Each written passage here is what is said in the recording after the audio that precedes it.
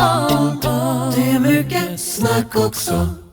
Hello and welcome back to our little series of Sound Talk with Anders Edenroth, Josef Sjöblom, and me, Mårten Winter. We are currently picking each other's brains about the recording process, and we want to take you into the recording room with us now. And I would like to ask you, Josef, what's your role when you do your live choir recordings?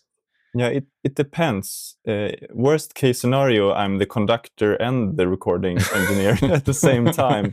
That has happened. I mean, in that case, it's just focusing on checklists, I think, so I don't lose myself in the process. But in best case scenario, I'm sitting with a choir that I know and that I have had time to build a little bit of a relationship to, maybe visiting their rehearsals, and in that case it's very important to make them feel comfortable, guide them through the process of recording. I guess there's a big difference between if you have one singer in the booth compared to a big choir, but I would also say from my experience you're a psychologist at the same time, trying to find the best path for you to get the most honest and lively expression as possible. So the singers are not limited because of this situation. The idea that if I make a mistake, then I ruin the recording.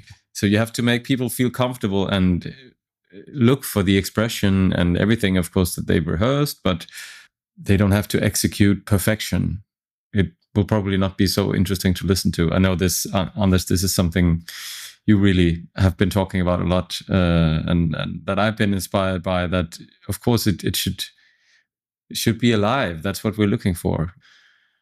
Yeah, I think, what Josef just said, that sometimes he's the conductor and the recording engineer. That's pretty similar to my role when I have been recording in the studio situation. I wrote the score and I'm engineering it. That means I become some kind of artistic producer, and in dialogue with the person behind the microphone to try to the singer behind the microphone usually has a singer's perspective. That means that he or she is focusing on the performance, basically, and the expression and emotional part, while I need to contextualize it. So I need to know, okay, well, this was a fantastic take by the singer, but it won't work in this song.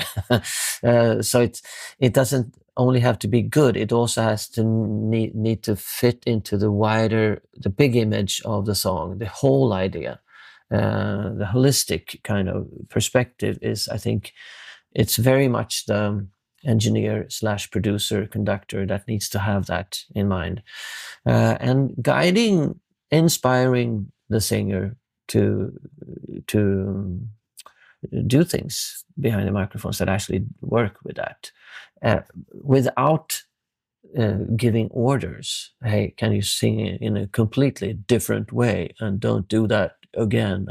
To try to avoid putting the lid on, but rather trying to open up some doors. Many times when I have a singer behind the microphones, I don't feedback in the beginning. I let them sing for a while, and then I ask them, hey, how did it feel? Yeah, it felt good, but I want to do the chorus once again. Yeah, let's go to the chorus and see if we can and record everything. And I hear all the time that there's a pronunciation of a word that I need to fix. I need to have one take where this word actually is correctly pronounced. But I don't start with telling the singer, I don't stop the record, hey, you're supposed to pronounce this word like this, because then the singer goes into, okay, I need to focus on that word now. And then you lose the singer's vibe completely. And the singer will only deliver that word correctly and nothing else. So I think it's you need to keep in mind that the first, I would say that 10, 15, 20 minutes of a recording, try not to give feedback other than just encouragement, and just get the singer to get into their listening situation with the headphones, and do some settings perhaps, but don't give too much detailed so instructions. Save that for the very end, and then you actually know that I still don't have this word correctly pronounced. So then take a couple of takes, only that little segment, and you can cut that in. So maybe people who look at this and have been behind my microphones, like Morten, for example, don't agree that I'm that super psychological about things. But at least that my aim is to try to be that. It's also a matter of my own psychology. I need to. It's not only the singer that is going to be inspired. I need to stay inspired for a couple of hours of a recording session, sticking to the original intention of the song, being the emotional quality, the lyrics. What is this song going to express? So I don't go into, hey, well, what kind of microphone do I need? A little more 10K here on the EQ. I go into tech mode and forget about the song message. So that's also for me a challenge as a recording / producer, not to leave the most important thing actually. And I would say that goes for you as a conductor as well. Josef, when you are conducting for the 15th time, it still needs to be very inspiring what you do artistically. That would be a best case scenario. Yeah, but I mean, there are ways to keep it interesting, and in the recording situation, I like to well, when I know that we have like the correct version, let's make an extra version now where you're focusing on delivering a message, or try to be more dynamic, or like play with it a bit. So maybe we can find some magic there. Maybe not correct the whole time, but it could be something new there. Yeah, that's I do that as well. Just take some free takes that are open up for the singers to be more free and. Yeah, I would say it's really demanding, just like you say, Anders, to sit for hours and having this focus and then relating to what someone else is delivering all the time. For that reason, when you record, of course, you can record multiple takes and stay organized when you do that, because you might not remember why you did it in 2 weeks. And it's also a way of actually giving yourself the option that maybe my judgment right now is not as it's supposed to be. Maybe I'm not completely focused right now. Let's take one more where you just forget what I said. Like do it your way. And then there is that option. And maybe in 2 weeks, you will like that better. We have the possibilities with the laptop and all this storage capacity now that you can actually have so many takes available. But stay organized and know why you do it. Maybe even make a note in the actual WAV file. Sometimes you can give it a specific name, like free, or give it a star to remember. So was this a better take, or was it that one the better one? You keep both, but then you know what your judgment in the moment was. And yeah, I think that's a pretty important for me, the initial reaction to somebody's performance, not the reactions I have when I heard the track 10 times. No. It's the very, very first time I try to trust that. So if I get inspired and I can hear that the singer was inspired, I add asterisks, the little stars, in the actual sound file, as you say. So even if I cut that up in different smaller segments, they all, the little stars actually stay there. So I know that this is a favorite take for some reason. So that's my first go-to when I try to find something. It also simplifies the editing process. But then again, I mean, when I listen to it and I realize, well, actually in the take without any stars, I have a line that is really, really nice. I missed it also. So which of course happens a lot. If we talk about the psychological factor of producing and recording, I think it's important to try to get the singer not to listen too much to what he or she is doing, because it's many times they're sort of occupied by hearing their own sound and listening to their own expression, and then they are become in a situation where they almost are posing in front of the microphone, like you do if you want to look good in a picture, and hey, maybe this is a good angle, and that you actually do that also when you record stuff, and they say, hey, I think this angle is the perfect angle for me, and then you sing the whole song with that in mind, rather than trying to reach deeper inside yourself to look for things that other qualities. That I think that's one of the most difficult things, I think, to get the singer to feel so secure that they dare to just listen to their feelings rather than listening to their sound and the microphone. I don't know what you think about that. I definitely agree, and I also know that, like, depending on the person, you will have to find different ways of what does that mean? How do you get this person to feel comfortable?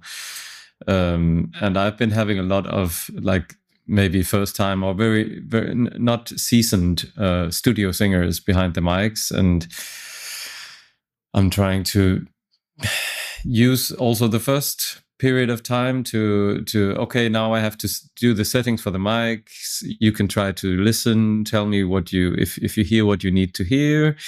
Imagine, instead of posing with your own voice in your own ears, imagine what this is when you sing with the choir, or your initial feelings, like connect to that instead of going into this analytical mode that many people, including myself, you go into that mode when you hear yourself so clearly, which you're not used to. But to start to introduce that thought of actually maybe focus on something else that might not be there, but that's what you're creating. You're creating the feeling that you have with your friends when you sing this piece, or that's what you're looking for. But that's like you're talking about emotional instructions also in this case, as I hear you. Like if you tell a singer, can you please sing these 4 bars again, but I want it in mezzo piano rather than mezzo forte. Then all of a sudden you just tell them to sing it slightly softer, which is to me more an academic approach to those 4 bars. If you can tell them to, I want you to sing it in a way, sing it like if there were a baby that was sleeping in the room and you don't want to wake it up. Can you sing it that way? Or can you sing it like if you're actually singing it at a funeral for some person that you really loved? So you give actually you do give dynamic instructions, but in an emotional way. So they are actually delivering something artistically rather than just decibel changes in their voices. Sometimes this, doesn't work at all. Of course, it goes completely in the wrong direction.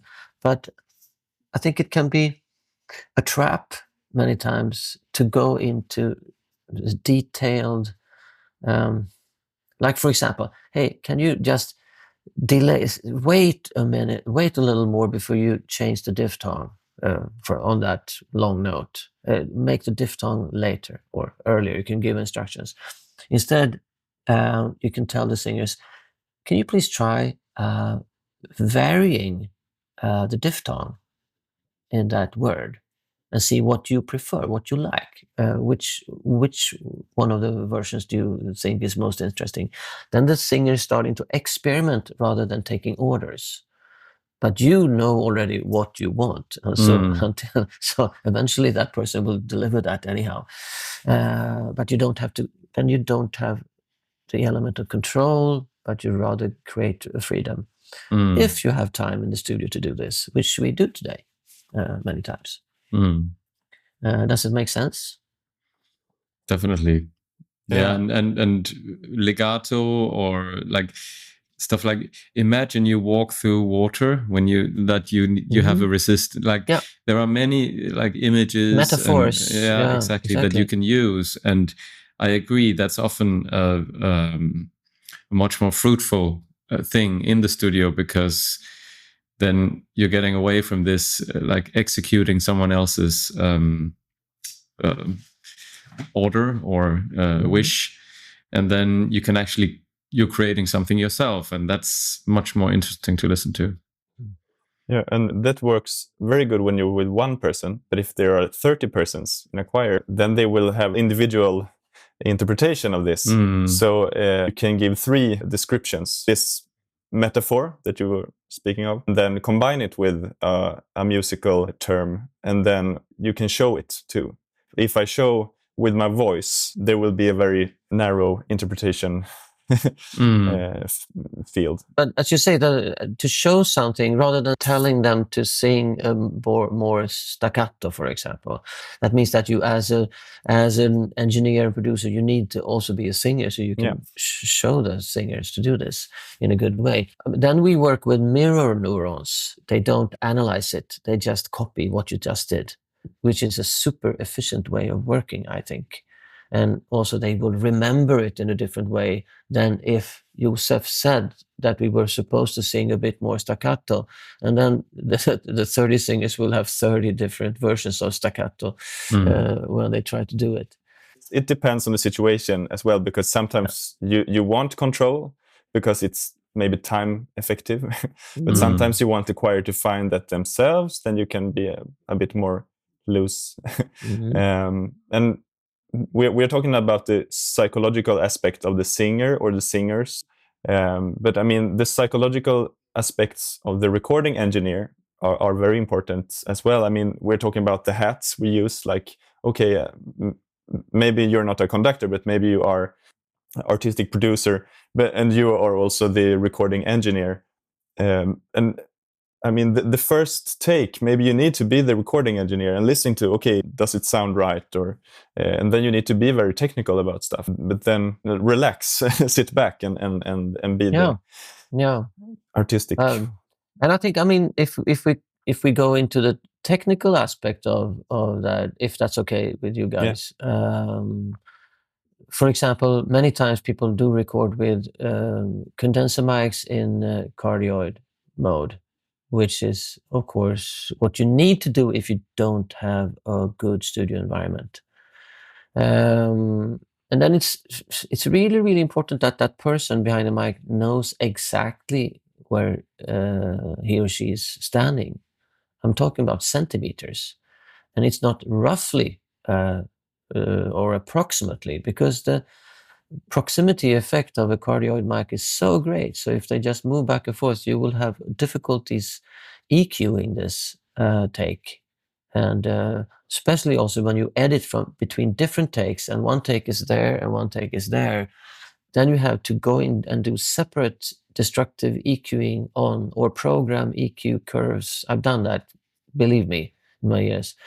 So to keep the same distance, pop shields are very, very good for this. So you know that you have a pop shield, and you know that there's 5 centimeters to the pop shield. You stay there, and then you take a break and take a cup of coffee, and then you tell the singer, get back to exactly where you were. And then you, as a sound engineer, pay attention when they return to the mic.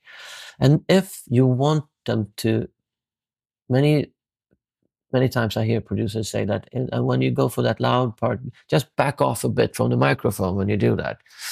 And then they will have a more narrow voice when they sing louder, and they will get a more narrow sound when they move away from the cardioid mic. This is where the Omni is excellent, because you can move back and forth between the mic, and you have exactly the same EQ, more or less. But if you have a cardioid setting, ride the gain of your preamp. When the singers, if you have a loud section, tell them, stay where you are. Just change the gain setting and of the microphone. That means you get the warmth of the cardioid proximity, but you don't get the distortion. Also, if people are going to sing loud into the microphone, they cannot have themselves too loud in their own ears, because then it will automatically move away. So you also need to make sure that their monitor level is affected by your gain setting, which it usually is if you have analog stuff, you know.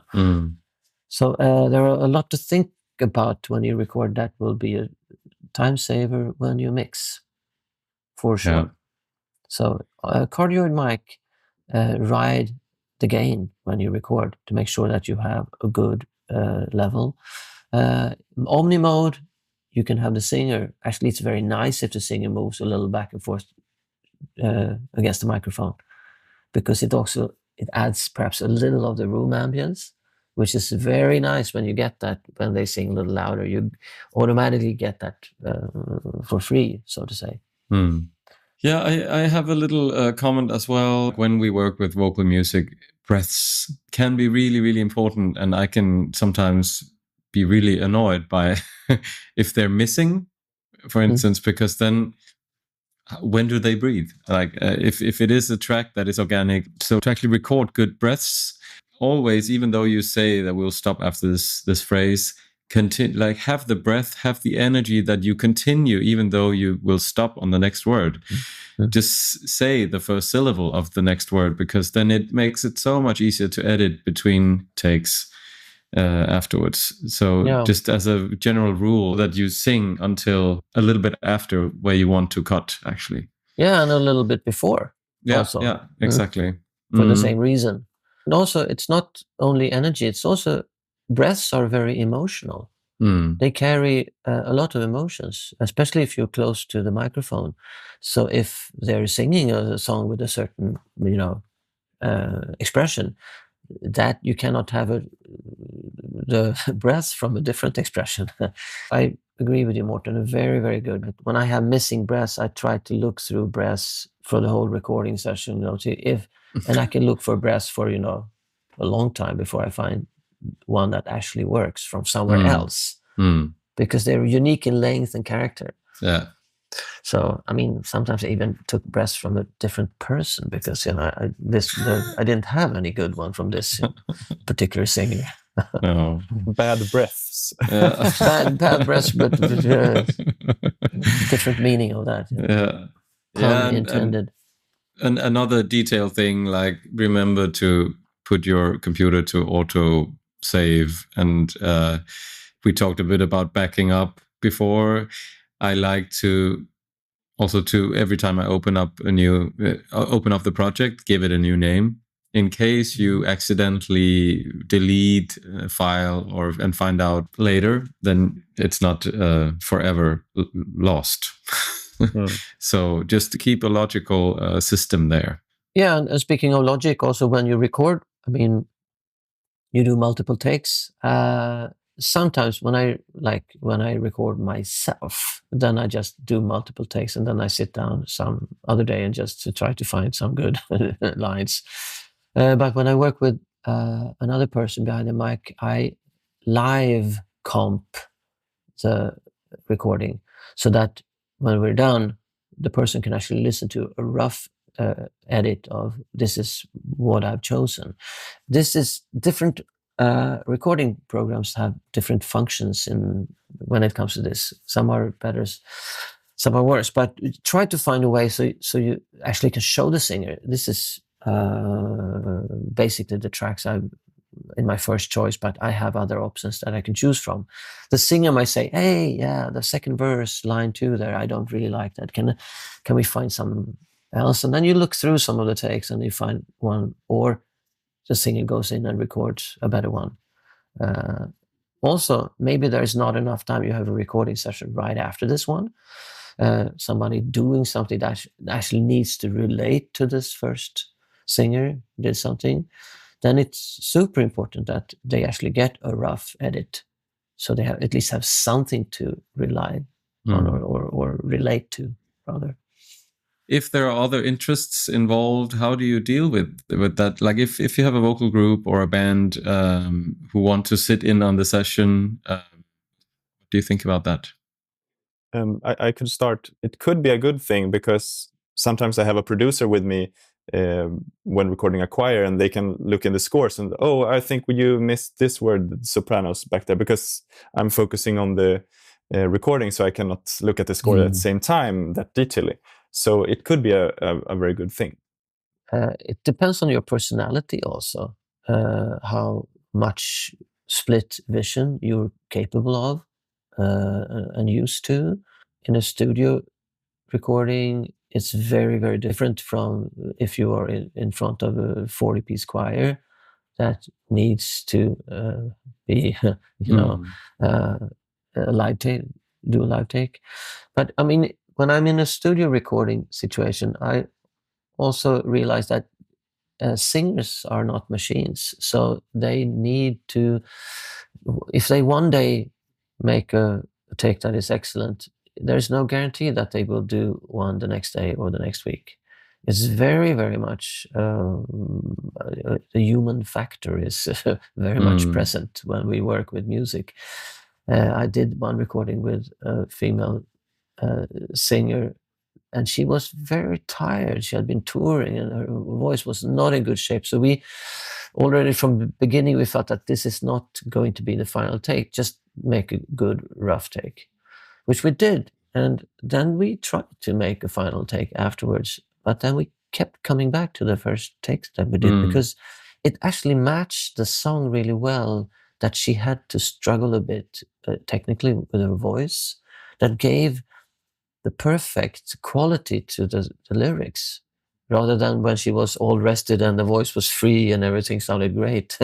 But the song lost something. So sometimes you need to be open to that it's not the perfect take that is always interesting.